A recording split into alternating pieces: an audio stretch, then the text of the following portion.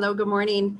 Getting started just a little late here. Sorry about that, folks. Welcome back. Welcome to Freedom Fridays number 4. We missed last week because I was air camping. So what that is I was up in a little 2-seater plane and we were island hopping on the Great Lakes. So this plane is really neat. It uses less gas than a car. And because you fly straight, you fly as the crow flies, you're using even less gas yet. So that was pretty cool. Who would have ever thought that plane travel would be more fuel efficient, right?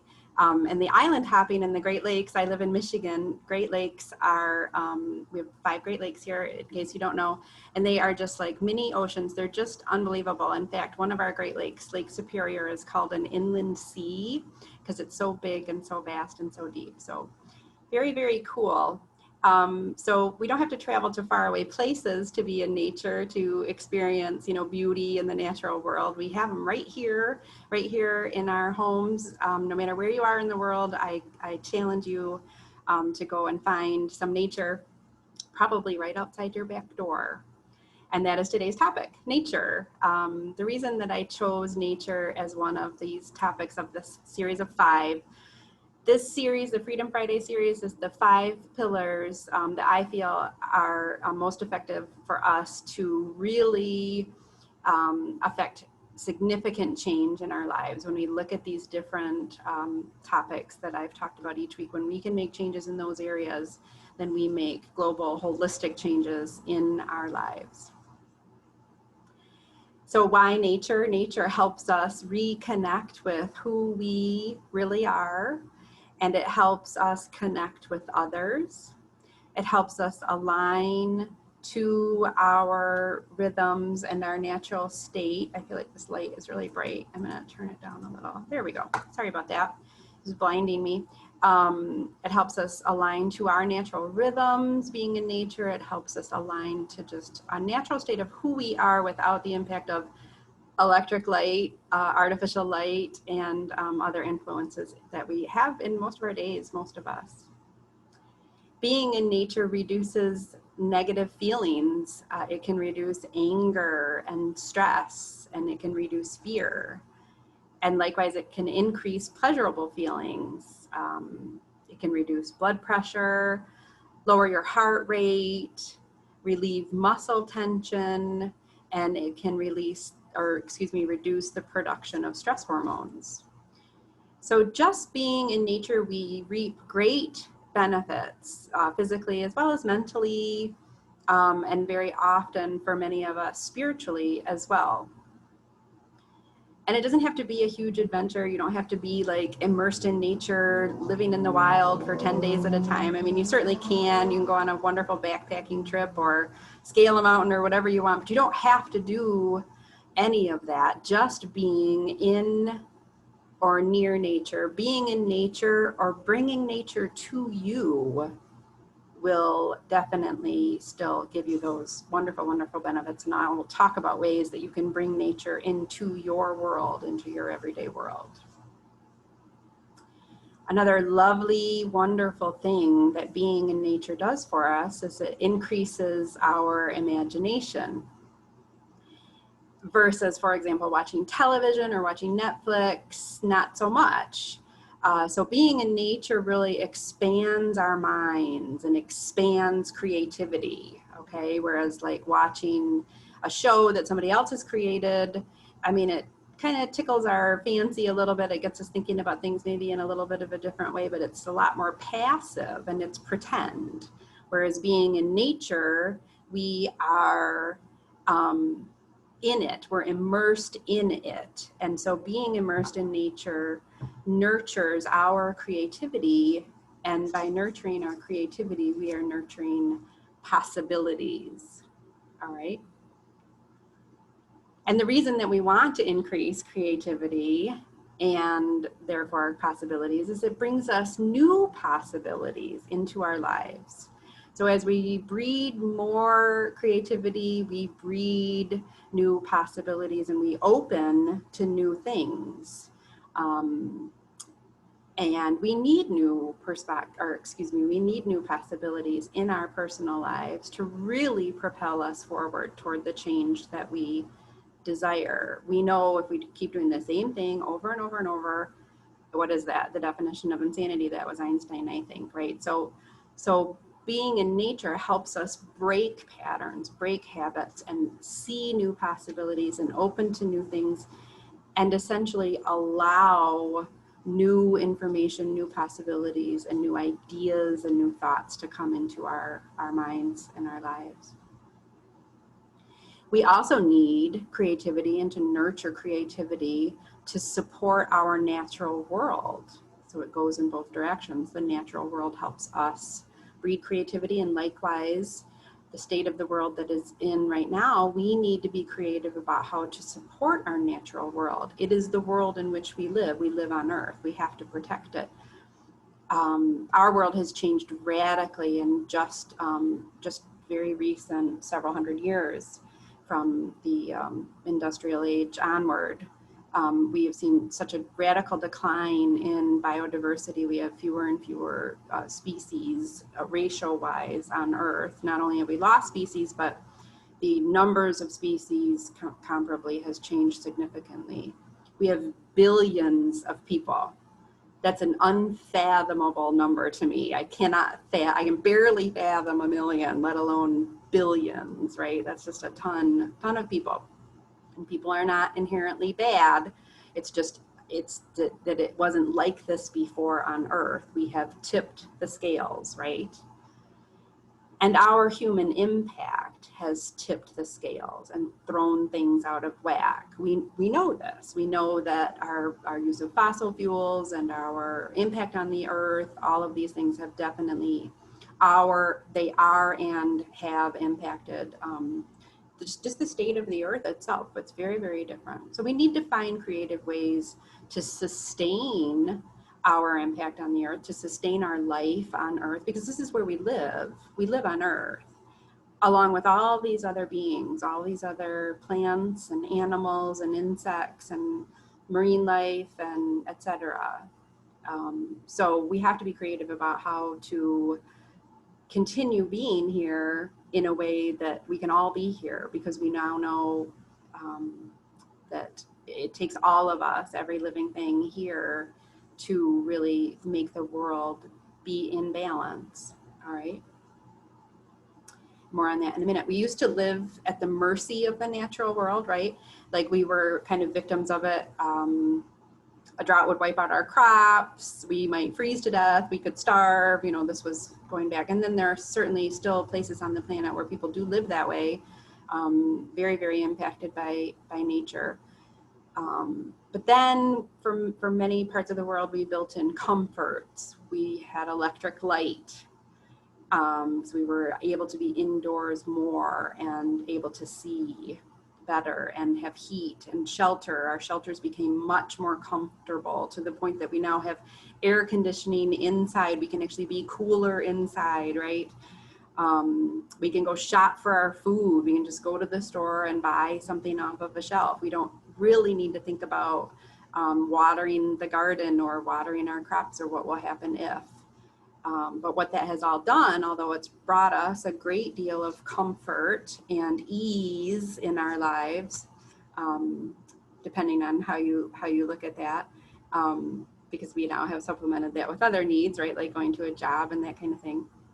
But what it has also done is disconnected us from the natural world. We have a great disconnect in our society from the natural world.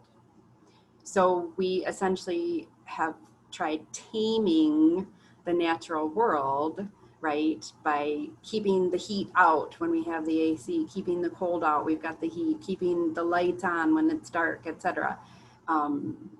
We have all kinds of pesticides and things to keep the bugs at bay. We've got just immense farming practices that use up a lot of our natural resources in order to ensure that those crops are grown, etc. So what that has done is kind of made nature an adversary in a lot of our minds, or in the minds of industry, I suppose, and society to a degree, right? Like where we're at odds with nature. So the truth is that we are nature too. That's what we've got to remember.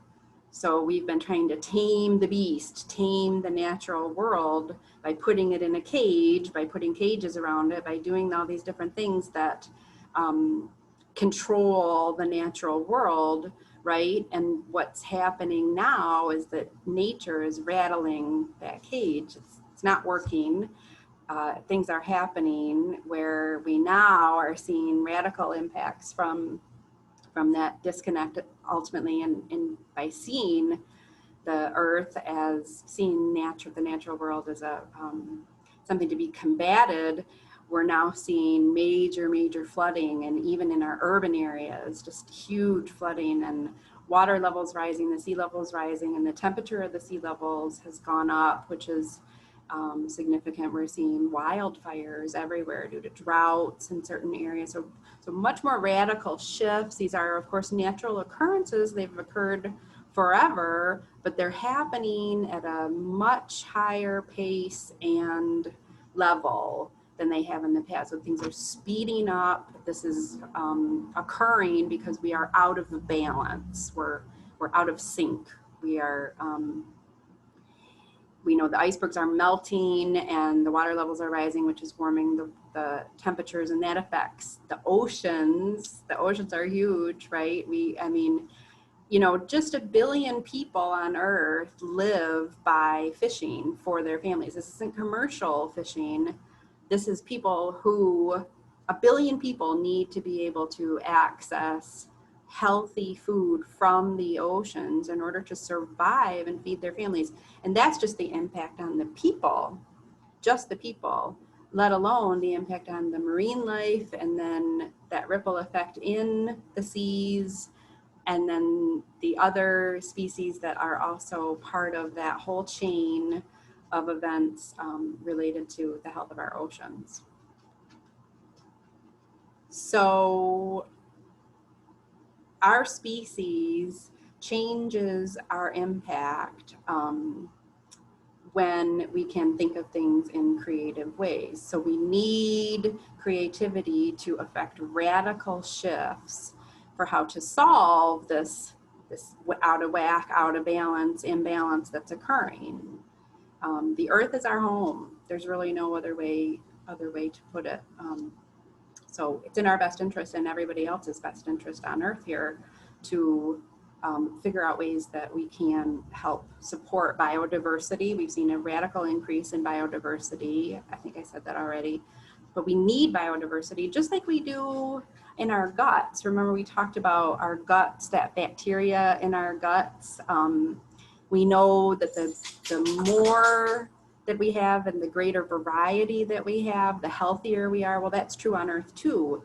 The more species that we have, plants, animals, insects, trees, everything, fish, birds, the healthier our world is, okay? Because it all works together. It all works together in symbiosis. Right now, 96% of the mammals on Earth are humans and our pets.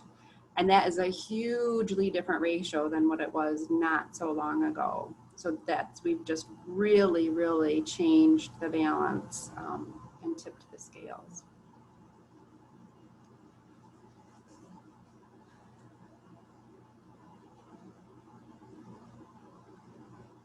Okay.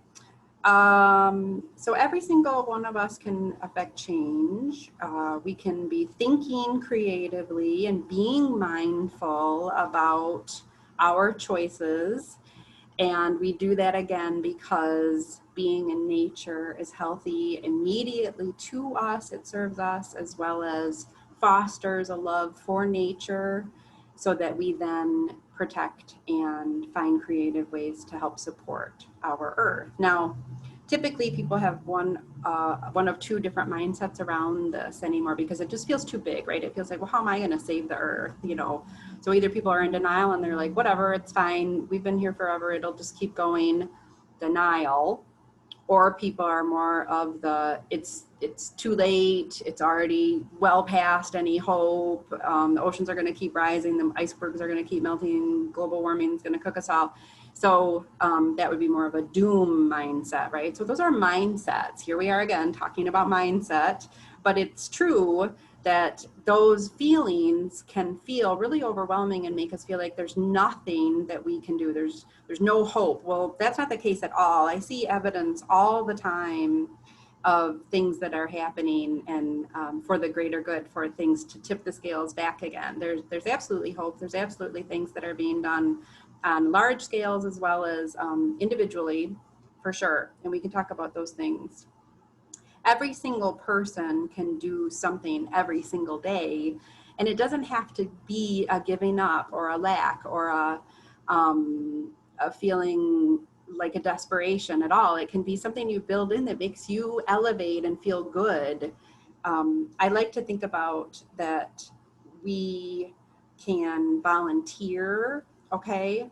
So when I make a choice that is good for me, I know that it's taking care of me. And that's a wonderful, wonderful thing, because the happier that I am, the happier the people are around me, or at least they're exposed to my happiness, right? And when I make a choice that supports the greater good, the earth, the environment, nature, does anything at all to support fostering a love of nature, then I'm giving something back to my community, and it makes me feel really good too. We know that volunteering makes us feel good. It increases our self-confidence. It increases our pride, elevates our pride, right?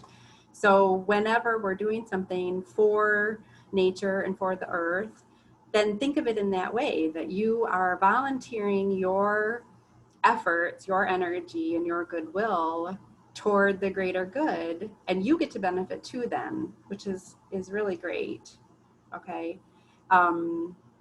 We want to be kinder to ourselves, and we want to be kinder to other living things on earth. And if I leave this planet having helped anybody be kinder to themselves and other living things, then I will die a happy woman, for sure. And the other nice thing about when we do things, even small things, and we're going to talk about those things for nature, incorporating nature into our world and also supporting the natural world, then other people notice, and it has that lovely, lovely ripple effect. So just like negatives have a ripple effect where complainers breed more complainers, well, the positives of the things that you do also breed better activities, and that can spread too, where other people start doing things and feeling good about themselves and also helping the earth, which is a wonderful thing. So just for a moment, let's recall a place in nature. You can take some breaths, breathing in and out deeply and slowly. Just recall a place in nature, and if you want, you can close your eyes. Maybe it's a rock. Maybe it's a tree that you're sitting under, or a beach. Maybe you're on a lovely, lovely long stretch of white sandy beach, or you're at a park. Maybe you're on vacation somewhere, skiing or on a mountain. And imagine if you're sitting or standing or laying down, how does that earth feel under you? If you're sitting on a rock, is that rock solid and cool to the touch? If you're leaning back against a tree, how does that trunk feel? That solid, strong tree trunk, or laying on the warm, soft sand. And maybe you have some nice cushiony grass under you. Notice the air. How does the air feel around you? Is there a breeze? Is the sun shining on you? Maybe there's a little bit of a mist going on if you're in a forest after a rain. And what sounds do you hear? Do you hear birds singing, or ocean waves, or the leaves rustling in the trees? Just listen to those sounds while you feel the air. And do you smell anything? Can you smell the earth? Do you smell the rain? Can you smell any flowers nearby? And as you hold this image in this place that you're thinking of, feel that connection to it.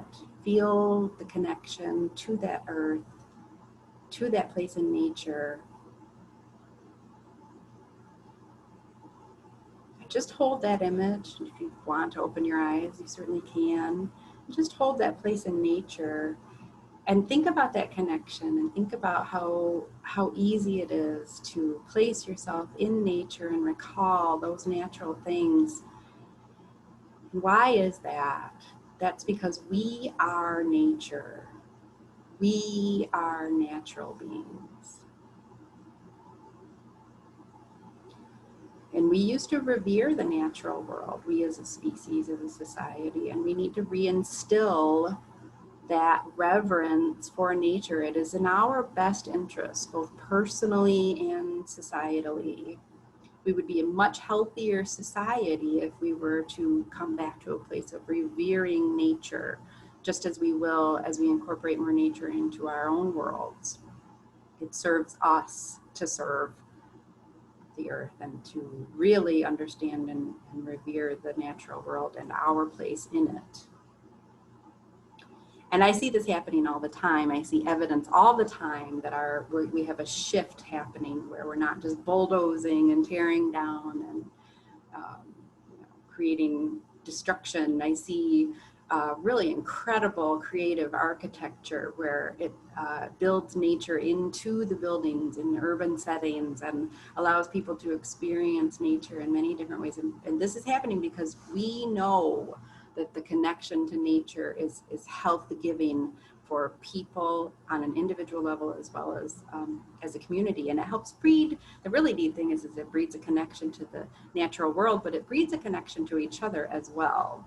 So we have parks going on, we have really cool buildings happening and shared community spaces, that kind of thing. In our industrial age and our technological age, they brought wonderful things to us for sure. We don't have to dismiss those things. We don't have to go back to living in a log cabin with no electricity or, whatever. Absolutely not. We can incorporate those things into our world along with just holding the natural world at a higher place in terms of the respect that we have for it and its importance in our lives. And we could still be harmonious in those things. So some really incredible things that have been happening are just creative uses of solving the issue of the imbalances that we have. So we all know we should be recycling. We all know we should reduce our plastics. Plastics are a really big problem. They end up in the oceans. They turn into microparticles and the fish eat them and yada, yada. It's just a terrible, terrible cycle. So reducing our consumption of plastics is one thing, but definitely recycling them is also a wonderful thing to do and important.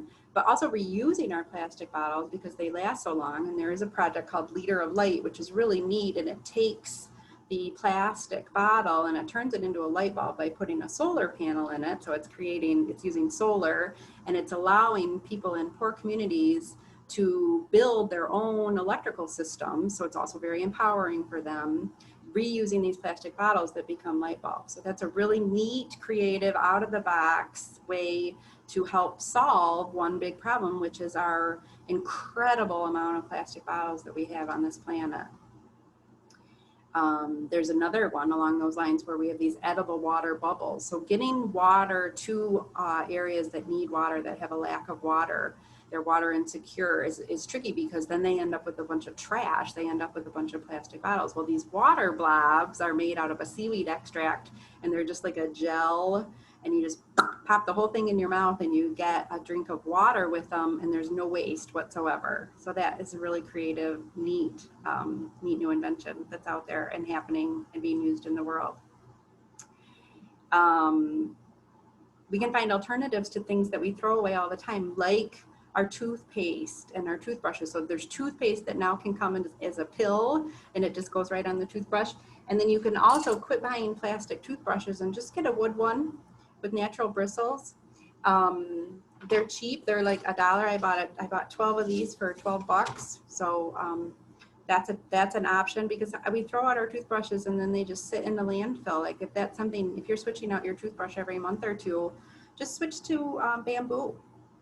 or wood or something like that. So bamboo is very, very renewable, very, very nice.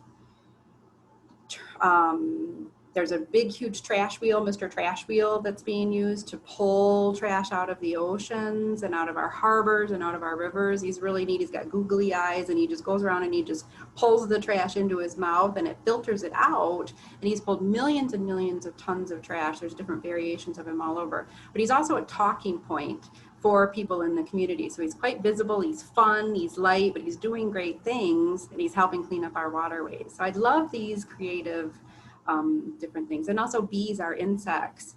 You know, we're like, stop using pesticides. Well, then our crops will die. And, you know, there's just this really tough conversation. Well, someone has created a bee vaccine. It's the size of a piece of pollen. It's just a little tiny microparticle that is inserted into the plants.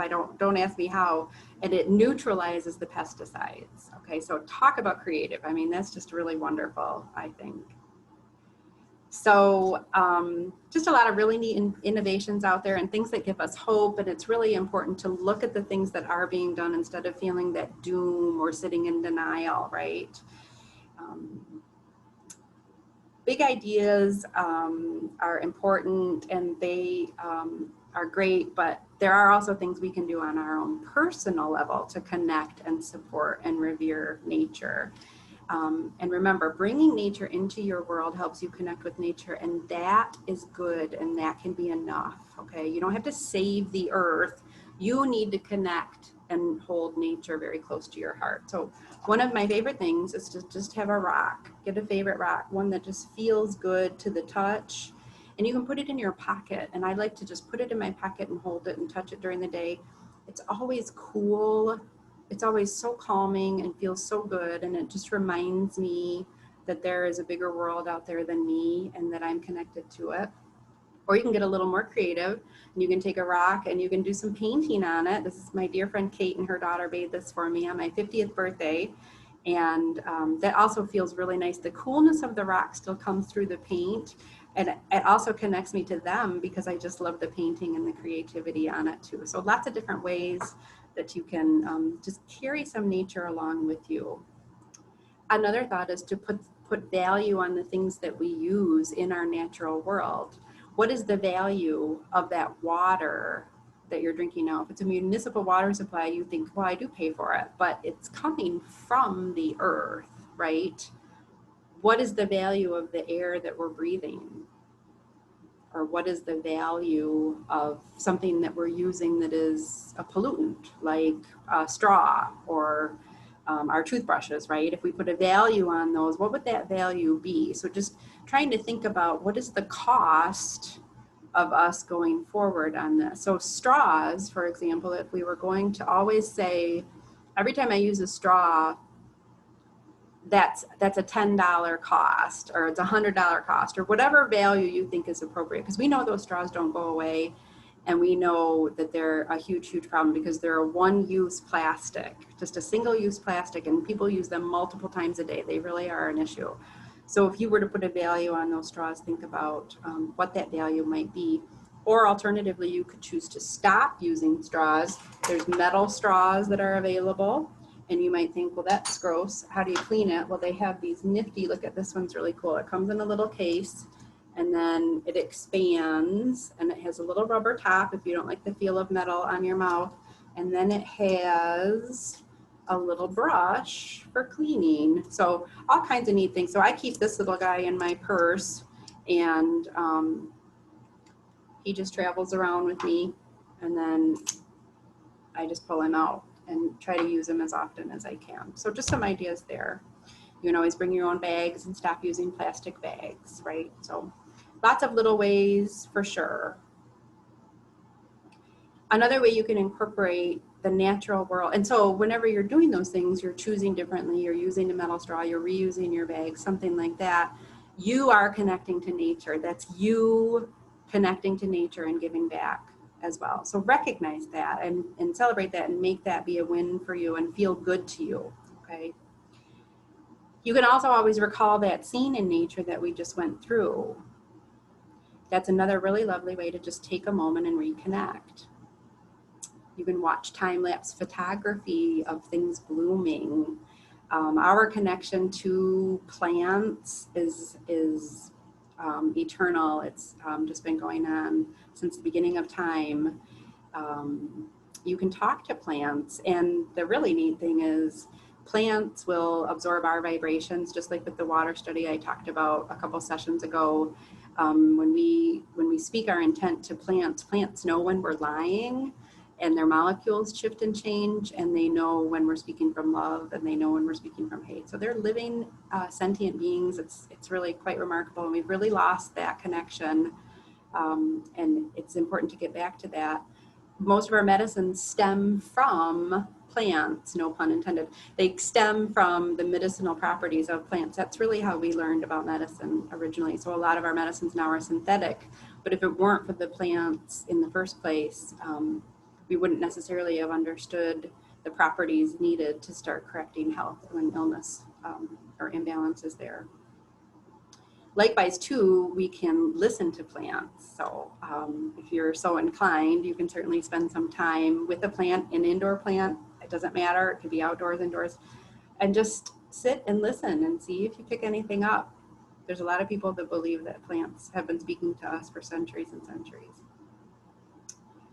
One thing I do, I share my Monday mindset. Most of you have been getting that, and that's also because I just love sharing nature with you and sharing my time and offering you a moment of being exposed to nature. That's all part of this. And I also have a website of my photography.